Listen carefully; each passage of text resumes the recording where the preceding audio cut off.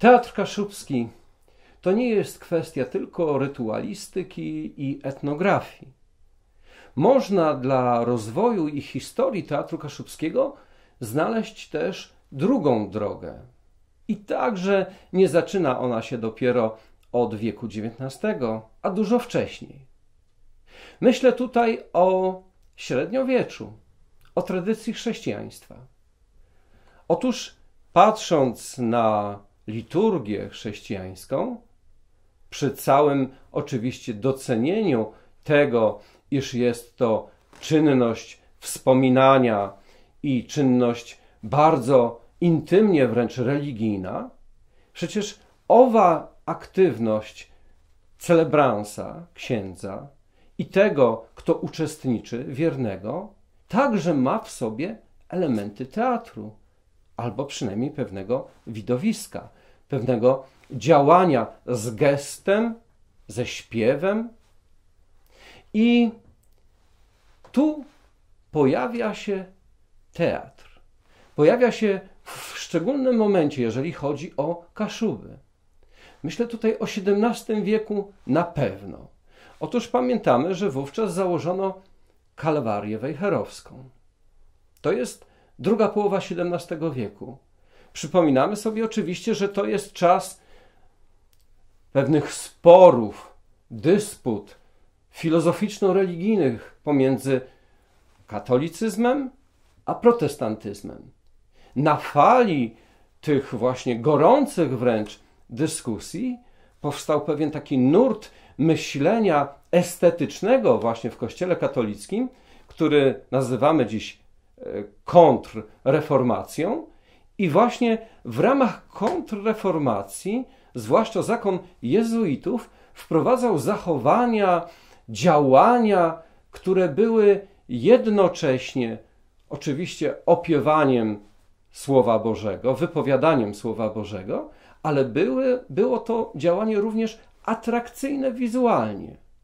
I tu przychodzi wspomniana przed chwilą przeze mnie kalwaria wejherowska. Ona oczywiście nie zaistniała na jakiejś zupełnej pustyni kulturalnej.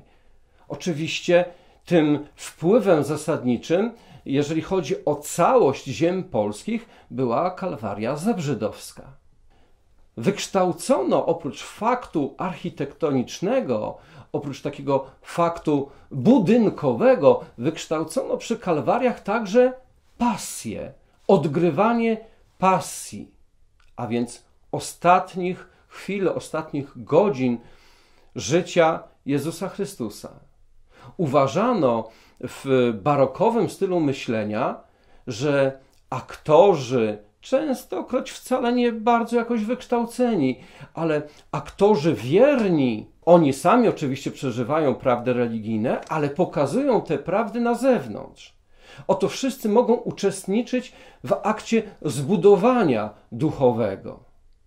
Nie mamy 100% pewności, czy od razu w drugiej połowie XVII wieku takie widowiska się rozgrywały w Wejherowie na Kaszubach. Ale z drugiej strony, skoro z taką pieczołowitością Jakub Wejher zapłacił i zlecił zbudowanie kalwarii w Wejherowie, to czy nie mógłby się także postarać o to, aby już prawie od samego początku były tam pokazywane pasje? Jest to bardzo prawdopodobne także z innego powodu, bo w Wejherowie przecież zakon Franciszkanów także zaczął działać. I właśnie odnajdujemy, co prawda z XVIII wieku, ale odnajdujemy po łacinie sformułowane dialogi teatralne, gdzie uczniowie klas wypowiadają w lokalnym języku, bo choć teksty są po łacinie, to z tych opisów wynika, że wypowiadali pieśni, śpiewali albo wypowiadali dialogi po polsku, po niemiecku. Więc teraz jakiego typu to były pieśni?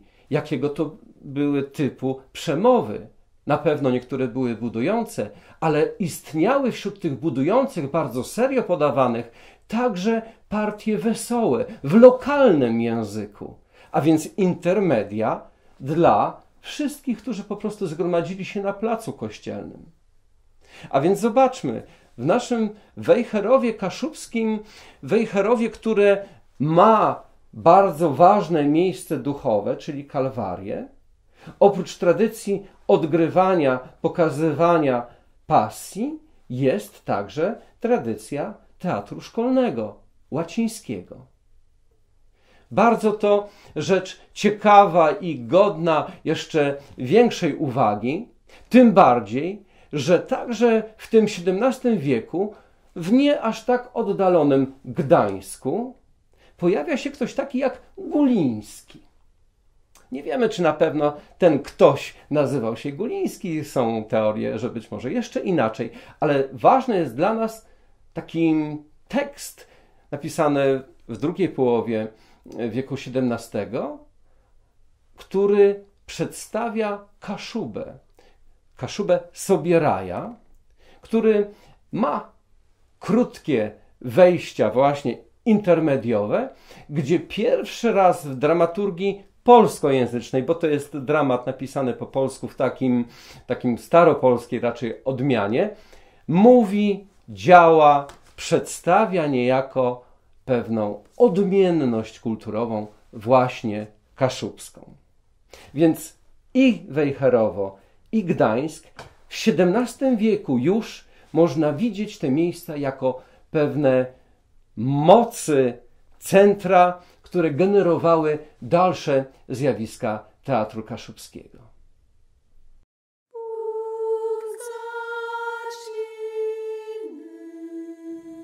Cały czas ludzkość, to tak górnolotnie brzmi, ale ludzkość ciągle mówi, że jesteśmy w dobie nowoczesności. I ta nowoczesność trwa 2000 lat. W średniowieczu też mówili, że to nowoczesność. Tworzymy te misteria już 20 lat. To nie jest szmat czasu. Natomiast ja ciągle powtarzam, że takie misterium, porównując słowo misterium do słowa tajemnica, odbywa się na Kalwarii przez setki lat, kiedy nie było aktorów, kiedy nie było kostiumów, nie było charakteryzatorów, a ludzie przyjeżdżali i ciągle przyjeżdżają na Drogę Krzyżową w Wielkim Poście. To jest takie misterium, którym trzeba by się było bardziej zachwycić, jeśli dotykamy kaszubskości tej ziemi. No widocznie jest zapotrzebowanie, skoro co roku parę tysięcy osób chce zobaczyć to misterium. Zmienia się odbiorca troszeczkę, może mniej tutaj modlitwy, może więcej takiej sensacji związanej z masową dostępnością telefonów komórkowych, które są świetnymi aparatami fotograficznymi i każdy jest przekonany, że on musi zrobić materiał filmowy z tego wydarzenia. Ci, którzy prowadzili Jezusa na Drogę Krzyżową, też byli przekonani, przecież to było rozkwit imperium. I zachowywali się tak samo. Też zdjęć nie robili, ale też chcieli coś zobaczyć, chcieli być bliżej, chcieli pomóc albo chcieli przeszkodzić w tej drodze. Więc tak na dobrą sprawę niewiele się zmienia. Oczywiście jest to wyzwanie organizacyjne, ale z tym jakoś dajemy sobie radę.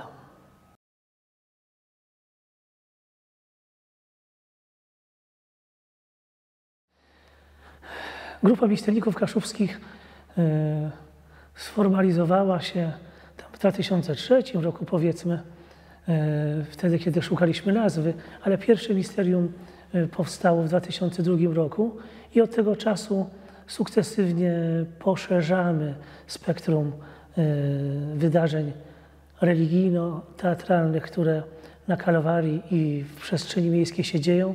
I to są w tej chwili 4 wydarzenia, a mianowicie Orszak Trzech Króli, w tym roku niestety online. Misterium w tamtym roku też było nie online, tylko na antenie radiowej, jako słuchowisko. No ale pomijając pandemię, czyli misterium pojmania, to jest Wielki Czwartek, to się odbywa już od 4 lat. Misterium Męki Pańskiej to jest to pierwsze od 2002 roku. Misterium wjazdu Jezusa do Jerozolimy Kaszubskiej. To już chyba 12 lat obchodzimy to wydarzenie. No i od kilku lat mamy też Orszak Trzech Króli, które też robi Stowarzyszenie Misternicy Kaszubscy.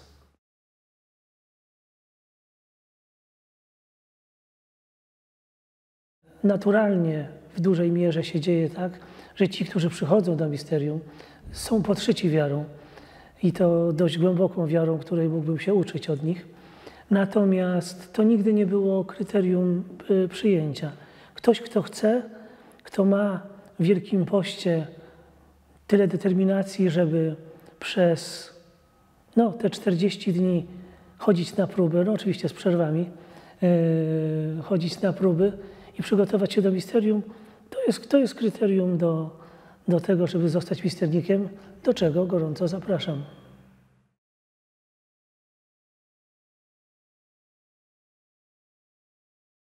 Troszeczkę jesteśmy niepoprawni katolicko, bo są 4 Ewangelie i one wszystkie stanowią całość. I właściwie nie wolno łączyć jak gdyby w jedną całość trochę z tej Ewangelii, trochę z tej Ewangelii, trochę z tej Ewangelii, a myśmy niestety tak zrobili. No ale to nie jest czytanie Ewangelii, to jest misterium, więc oczywiście wyznacznikiem głównym jest sama Droga Krzyżowa, czyli 14 stacji Drogi Krzyżowej, które są w Kościele katolickim. Tradycja kaszubska rozwijająca się nie tylko w centrum Kaszubszczyzny, jak Kartuzy, Kościerzyna, Wejherowo, także Kaszubszczyzna na zachodzie może się popisać pewnymi działaniami teatralnymi związanymi z inscenizacjami, które stały się atrakcyjne dla widza przez właściwie prawie swoją już dzisiaj niereprezentowalność gdzie indziej. Inscenizacja to taki znak, taki sygnał, który mówi o tym, że być może nie uczestniczymy w 100% teatrze. Chyba tak, rzeczywiście to nie jest taki teatr, gdzie panuje nad wszystkim reżyser, gdzie aktorzy przygotowali mnóstwo tekstu, gdzie jest gra światła czy muzyka. Inscenizacja dopuszcza duży udział publiczności, duży udział przypadkowości w tym, co się wydarza. Takie właśnie zjawiska możemy obserwować, jak się wybierzemy na przykład do Kluk, a więc do Słowińców. Historycznie rzecz biorąc, tej części Kaszubów, która istniejąc w państwie Gryfitów, państwie, które przyjęło protestantyzm, także i oni przyjęli protestantyzm i oni, będąc właściwie na skraju owego państwa, na wschodniej rubieży, z jednej strony próbowali jeszcze zachować kaszubskość czy słowiańskość, ale z drugiej strony byli poddani ogromnej presji germanizacyjnej. Zachowali się na pewno do czasu II wojny światowej. Dzisiaj, kiedy mamy kilkadziesiąt lat później i kiedy żyjemy w przestrzeni jednego Pomorza, możemy odkryć w Muzeum Wsi Słowińskiej w Klukach, możemy odkryć właśnie inscenizację dawnego życia Słowińców. I jednym z najciekawszych chyba form ich obrzędowości, ale ich właściwie elementu życia jest tak zwane czarne wesele. Czarne, bo chodzi tutaj o torf, kopanie torfu z bardzo podmokłego terenu. A wesele, ponieważ odbywało się ono we wspólnocie, nie pojedynczo, nie w 2-3 osoby, tylko cała wioska zwoływała się i dokonywano takiego wspólnotowego podziału prac i przez dzień albo i dłużej, kilka dni, kopano torf. Dzisiaj możemy niejako kupić bilet na przedstawienie i oglądać, jak miejscowi rolnicy przybierają się w strój słowiński, biorą nieużywane narzędzia i oto podejmują pracę. Co więcej, możemy zaobserwować także pracowników muzeum, jak przeistaczają się z poważnych doktorów etnografii na uczestników takiej oto ni to zabawy, ni to czynności teatralnej. Co uzyskujemy? No uzyskujemy relikty dawnych słów, dawnych zachowań. Widzimy, jak dane narzędzie działa. Dowiadujemy się, co dla niektórych jest szokiem, że torf w ogóle się pali. O tych elementach i obyczajowości słowińskiej, kaszubskiej i reakcji współczesnych odwiedzających Muzeum Wsi Słowińskiej opowie jedna z najważniejszych tam osób, czyli pani Wioleta Tkacz-Laskowska.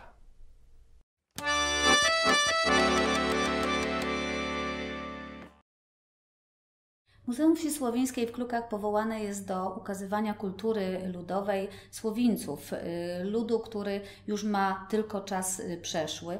Jest to zadanie, które najlepiej jest realizowane poprzez pokazy zajęć domowych, zajęć gospodarskich, ale również rzemieślniczych czy rękodzielniczych.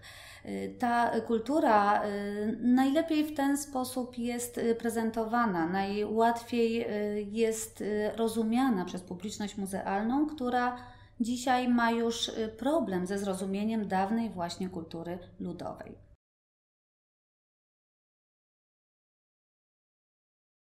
Te pokazy, które dzieją się w naszym muzeum, są pokazami bardzo naturalnymi. Przez lata, które spędziliśmy na budowaniu scenariuszy poszczególnych wydarzeń, poszczególnych imprez, postaraliśmy się, by wiedza o tym, jak to wszystko wykonywać, jak to wszystko ma się dziać, była taką podstawą do tego, by wykonać coś bardzo właśnie naturalnego, autentycznego, by nie było poczucia właśnie teatralności tego, co dzieje się, a poczucie autentyzmu.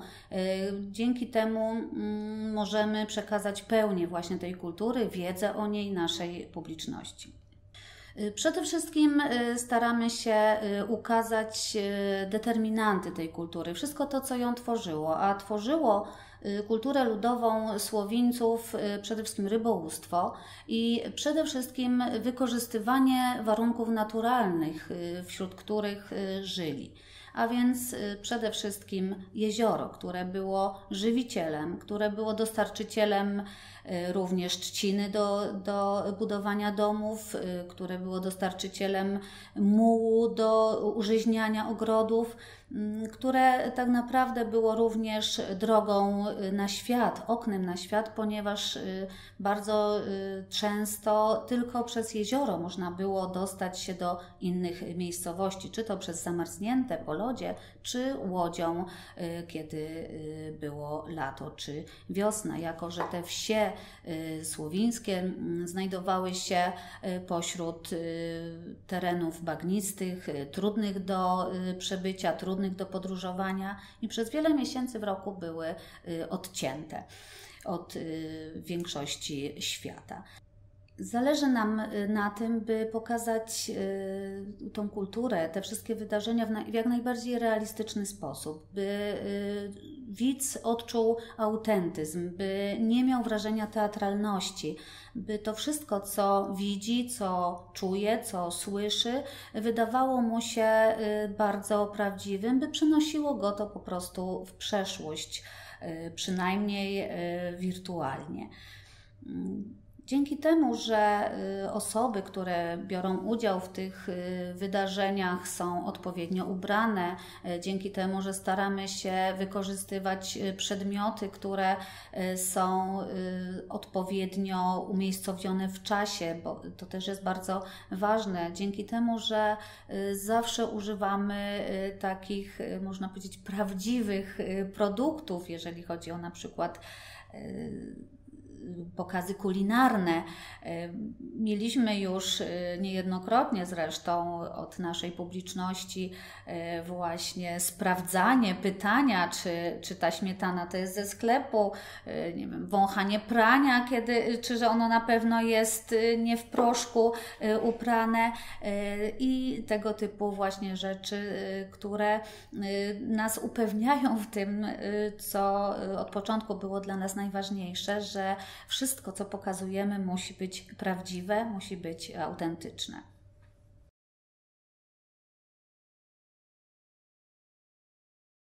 Czarne Wesele jest najstarszą z imprez, które odbywają się w naszym muzeum. Pierwsze zostało zorganizowane w 1995 roku, kiedy to pan Henryk Soja po wywiadach, które przeprowadzał, po badaniach terenowych wśród osób pochodzących z grupy Słowińców, dowiedział się o istnieniu w przeszłości takiego wydarzenia jak Schwarze Hochzeit, Czarne Wesele, czyli wspólnego wioskowego kopania torfu. Postanowił właśnie takie zorganizować, by przybliżyć tą działalność i uatrakcyjnić ofertę muzealną. Pierwsze Czarne Wesele polegało prawie wyłącznie na właśnie takim uroczystym kopaniu torfu. Poza nim odbyło się pieczenie chleba według receptury słowińskiej i pokaz konia ubranego w klumpy. Poza tym była wspólna biesiada przy ognisku i występ zespołu Słowińcy. To pierwsze Czarne Wesele organizowane było i wykonywane było wyłącznie przez pracowników muzealnych, zatrudnionych wówczas w klukach. Następne lata przynosiły rozbudowanie Czarnego Wesela o kolejne pokazy rzemiosł, zajęć domowych, technik, które były najważniejsze dla tej kultury, które ją jakby określały. Stąd do nich doszły, do tych pierwszych, do tego kopania torfu, które oczywiście zawsze pozostało najważniejszym działaniem w czasie Czarnego Wesela, doszły kolejne, a więc choćby pokazy dekarskie, ciesielskie, pokazy plecionkarskie, garncarskie. Mieliśmy na przykład również pokaz wyrobu tabakierek z rogu. Oczywiście cała gama kobiecych zajęć, a więc tkactwo, przędzenie, gotowanie, robienie krajek. Ten rozbudowany scenariusz Czarnego Wesela powodował, że oczywiście trzeba było sięgać po kolejne osoby do wykonywania tych wszystkich rzeczy. I tymi osobami były przede wszystkim osoby spośród lokalnej społeczności, które posiadały różnego rodzaju umiejętności. Byli rzemieślnicy z regionu i rękodzielnicy, ponieważ również właśnie jak wspominałam, już było tkactwo, hafciarstwo, koronkarstwo. To jest już oczywiście rękodzieło i tutaj trzeba było zatrudnić osoby, które to potrafią robić.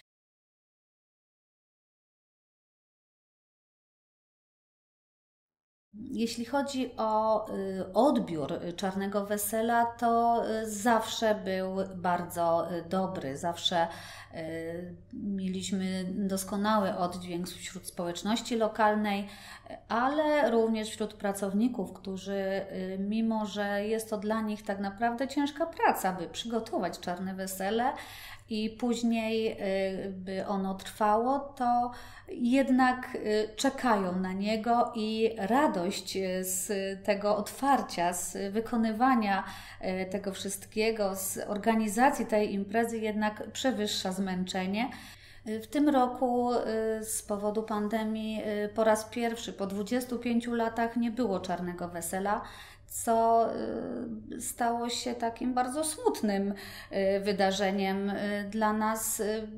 Było nam przykro, pusto i jednak te wydarzenia są bardzo ważne zarówno dla nas, jak i wiemy, że dla naszej publiczności.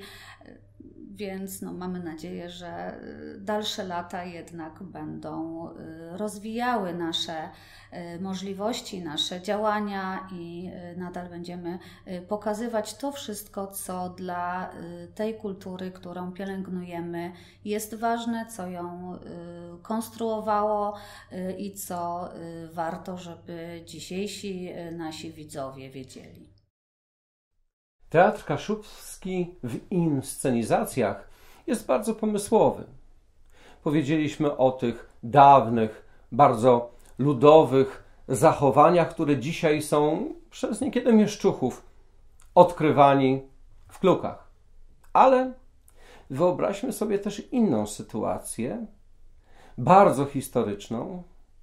Przypomnijmy sobie na przykład rok 1683, odsiecz wiedeńską i mityczną, rzeczywistą obecność wśród wojsk króla Jana III Sobieskiego, obecność w tych wojskach także chorągwi pomorskiej. To jest jeden z bardziej wdzięcznych tematów dla całej tradycji kaszubskiej, dla całej literatury. Któż także o tym nie pisał?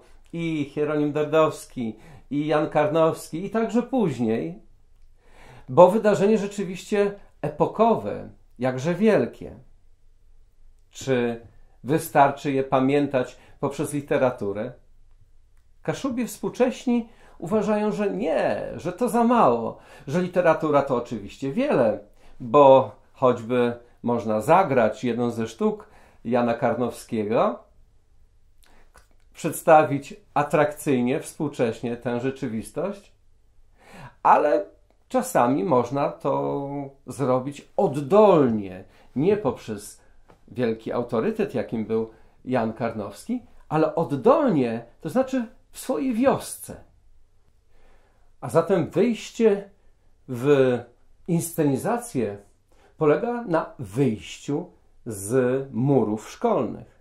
I tutaj wielka sprawa, albowiem w inscenizacjach, na przykład w Brzeźnie Szlacheckim, uczestniczy właściwie cała wioska.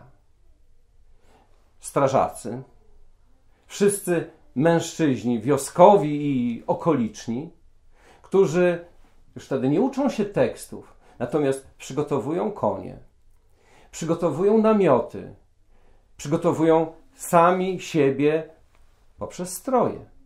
Niekiedy zapraszane są grupy rekonstrukcyjne, które na przykład zajmują się XVII wiekiem. A więc przyjeżdżają ludzie spoza Kaszub, aby wziąć udział właśnie w takim oto akcie wzajemnego przebiegania, wykrzyczenia, ale i zaśpiewania, zatańczenia.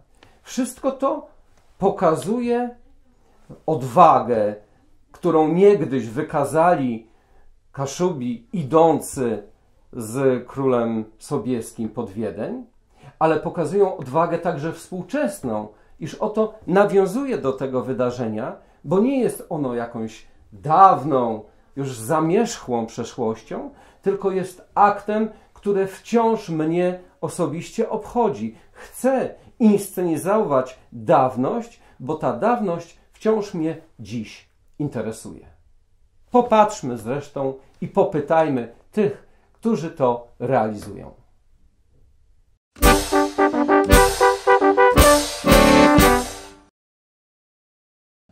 Czy tam ledzę ty, co jachale walczyć w Polska o religia pod Wiedeń?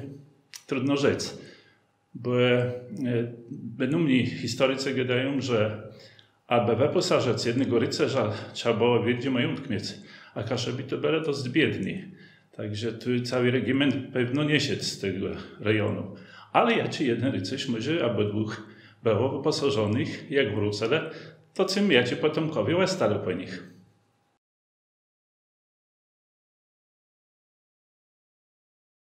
To różnie było. Przeważnie było to około 100 ledzi, co inscenizacja prowadzało. Tam z 20 perakłyni. Też angażowali miejscowych ledzi, taci regiment kaszepści tłeżele, że łeblekli ich tam ich ustrojele w taci koszulci, żeby równo żele, to też około 20 ledzi. A tych obzerających to myślę, że bywało, że i pirata samci ledzi. To zależało od tego, jakie wiadro było, jako pogoda była, czy też my czasem mieli to w sobotę, a niedziela to też rozmaicie bywało. Też ta promocja nasza nie wszędzie dotarła, także to nie było takiej stałej liczby tych ledzi, co by na to przejechali czy przeszli ze wsi i zdrzeli na to.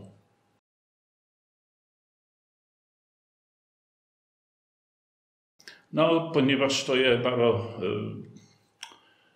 trudne zadanie, bo tam sobietkują, tam jeżdżą na koniach, tam i łecin sapyli, to mamy to oczywiście zabezpieczone, że powiadomimy policja, żeby w porządku pilowała je na miejscu straż wygniewu nasza, żeby jakby co zdajało, to pomagali je też karetka pogotowia, jakby kto zasłab.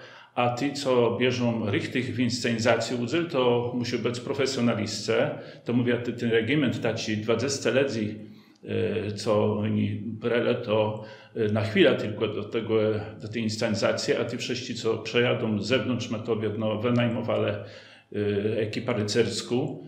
To są profesjonaliści, co jeżdżają i pod Grunwald, i do Gniewu, na rozmaite turnieje, na rozmaite inscenizacje. Także to nie, że kto chce, może w tym uczestniczyć.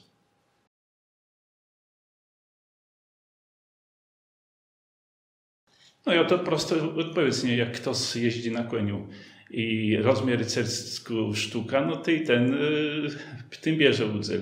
Natomiast historyczna wiedza to są gremia tych wojów i rycerzów, co zajmują tym jako hobby, ale oni są bardzo dobrze przygotowani. Oni znają historię, znają tradycje, wiedzą, jak to tyle wieków temu było. I też mamy w tej grupie inscenizacyjnej jedną taką osobę, co przedstawi rys historyczny, jak to było pod Wiedniem w 1683 roku. I też tak ci około tego wszystkiego, co się działo, także to jest bardzo profesjonalnie zrobione.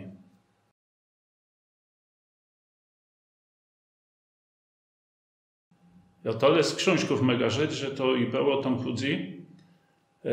Jest wzmianka, że w 1933 roku 250 roczec nabyła obchodzona, a reszta to mogę powiedzieć, jakie dzieje, bo ja pamiętam, jak 300 lecie było w 1983 roku, to była bardzo wielka impreza w tej Brzyznie.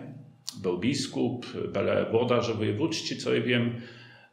Tak szczegółów już nie pamiętam, bo to trochę lat minęło, ale było to bardzo wielkie wydarzenie. Było też specjalnie przedstawieni Kaszebi pod Wiedniem. Także to myślę, że to był taki początek tego obchodku na Gochach tak, z taką wielką pompą.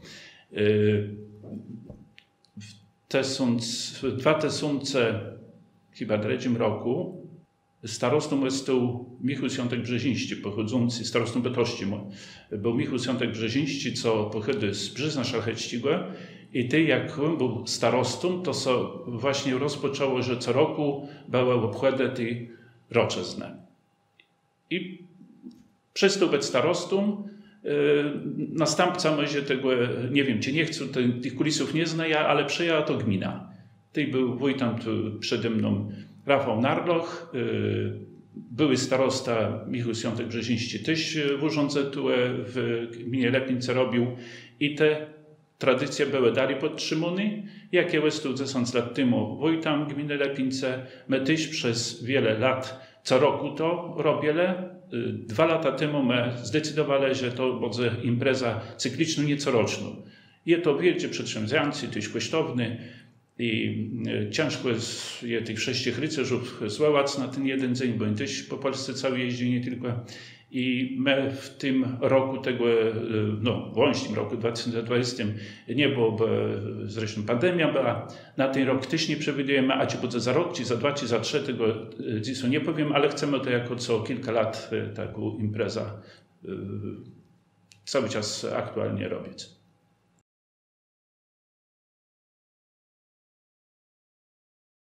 No sicher, że ja każda impreza promuje, tak jak rzekłem, nie tylko Oczyć Wiedeńską, ale innych historycznych też. Tu promocja, sama gmina może się nie promuje, tylko te organizacje wspierające, bo mamy szkołę, co fajnie nas promują. Mamy kluby sportowe, co nas promują. I też oddział Zrzeszenia Kaszebsko-Pomorskiego. I też ta Oczyć Wiedeńską to ja myślę, że w bardzo wielkim stopniu i te historyczne inne promocyjne imprezy są przez Zrzeszenie Kaszebsko-Pomorskie robione, także tu dla nich wielka zasługa. Oczywiście my jako gmina mamy więcej możliwe, bo mamy ledwie, mamy detci. Na pewno prościej to zrobić niż taką społeczną organizację, nie? Ale tu nie można wymienić, że sukces to jest gmina i my promocja robimy i to fajna impreza by je na Benomii całe województwo na pewno i może Polska rozgłośniona.